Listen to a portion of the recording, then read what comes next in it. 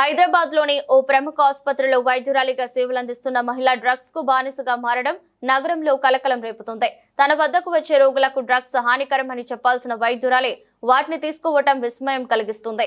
ఒక సంవత్సరంలోనే సుమారు 70 లక్షల విలువైన మాదక ద్రవ్యాలను సదరు వైద్యురాలు తీసుకున్నట్లు పోలీసులు గుర్తించారు. ఈ వైద్యురాలి వ్యవహారంపై సమాచారం అందడంతో నిఘా పెట్టారు. తాజాగా 5 లక్షల విలువైన డ్రగ్స్ ను డెలివరీ తీసుకుంటుండగా రెడ్ హ్యాండెడ్ గా పట్టుకున్నారు. రాయదుర్గం పోలీసులు తెలిపిన వివరాల ప్రకారం షేక్పేటలోని ఏపీఏహెచ్సి కాలనీకి చెందిన మహిళా వైద్యురాలు సిటీలోని ఓ ప్రముఖ ఆసుపత్రిలో డాక్టర్ గా పనిచేస్తున్నారు. డ్రగ్స్ కు బానిసైన డాక్టర్ కొన్నేళ్లుగా వాటిని వినియోగిస్తున్నారు.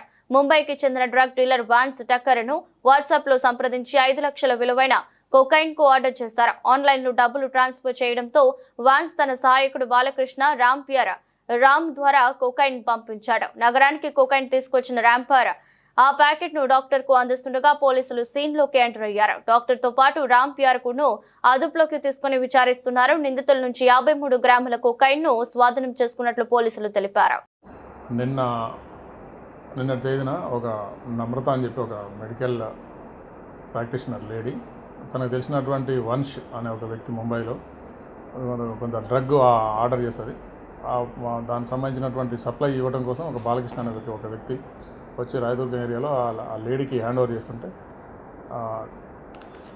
పోలీస్ వాళ్ళు ట్రాక్ చేసి పట్టుకొని వాళ్ళిద్దరి మీద కూడా కేసు రిజిస్టర్ చేసి వాళ్ళ దగ్గర నుండి ఒక 10,000 rupees cash, 53 grams cocaine, 2 cell ఫోన్లు రికవర్ చేసేసి వాళ్ళిద్దరి మీద కూడా కేసు చేసి రిమాండ్ చేయడం జరిగింది.